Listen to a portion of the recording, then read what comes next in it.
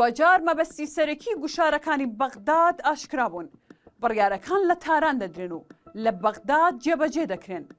بەغداد بە دیاریکراوی لە ماوەی 6 مانگی ڕابردوو دروست لەو کاتەی کە حکوومەتەکەی سوودانی و حکوومەتە سێبەرەکەی قەیس خەزعەلی جێپێیان قایم کردەوە با ئاڕاستەی هەڵوەشانەوەی کیانی هەرێمی کوردستان هەنگاو دەنێت. بڕیار و ڕاستپاردە و هەنگاوەکانی بەغداد بێپێشینەن و لا پێنج کابینەی پێشخۆی و تەنانەت لە سەردەمی مالکیشدا کە بە تونترین و گیرترین سەردەم دادەنرێت بۆ کورد هەنگاوی وا بە ئاڕاستەی کورد و بەرژەوەندیەکانی نەنراون.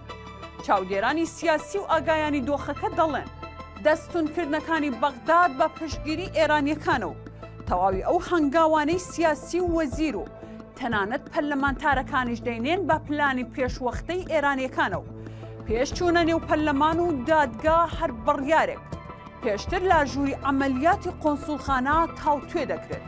پێش 4 مانگ پەرلەمانتارێک کە خۆی وەکو سەربەخۆ دەردەخات بە ناوی مستەفا سەنات سکاڵایەکی لەسەر ئەو پارەیە کرد کە مانگانە بەغداد دەینار بۆ هەرێم و لە دادگای فیدراڵی بڕیاری ڕاگررتنی درا.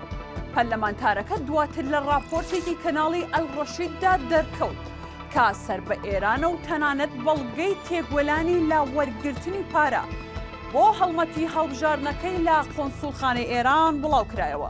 شار و گوشارەکانی بەغداد هەر بەتەنها بۆ سەر کورد نین، بەڵکو و سوننەکان و ناوچەکانیان بە تەواوەتی خراوەتە ژێر بارێکی قەیرانی قورسی ئیداری و دارایی و باخۆی بێ هەژمونی سەرکردەکانیان سوننا لە سووری متبوونی خۆیدایە و نەقەی لێوە نایەت.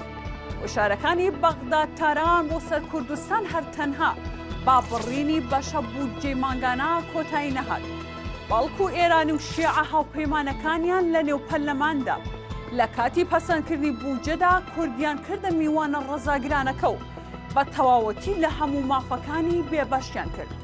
دیارە ئێرانیەکان زیاتر چێژیان لا سزادانی کورد دەبینی و کاریان بۆوە هەبوو هەر بۆیە دواتر لە ڕێگەی دوو پەرلەمانتاری نزیک لە خەزعەلی هەمپرسی نایاسایی بوونی پەرلەمان و حکوومەتی هەرێم برایە دادگای فیدراڵی. ئەو دادگایەی پێی دەگوترێ ژووری سزادانی کورد و هەمیش لە دوای جێبەجێکردنی بودجەکە سەرجەم ڕێکەوتنەکانیان لەگەڵ کورد هەڵۆشانەوە.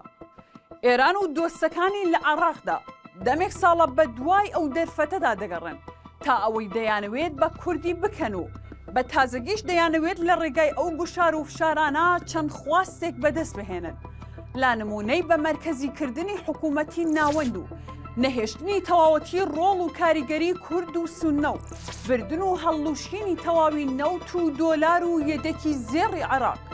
لەگەڵ ئەمانەشدا هێشتا ئێران بەو هەموو نفوز و لایەنگرەوە لە عێراقدا قسەی کۆتایی ناکات و ئەوەی دوایم قسە دەکات و واژۆی کۆتایی لەسەر قبوڵبوونی مامەڵەکان دەکات.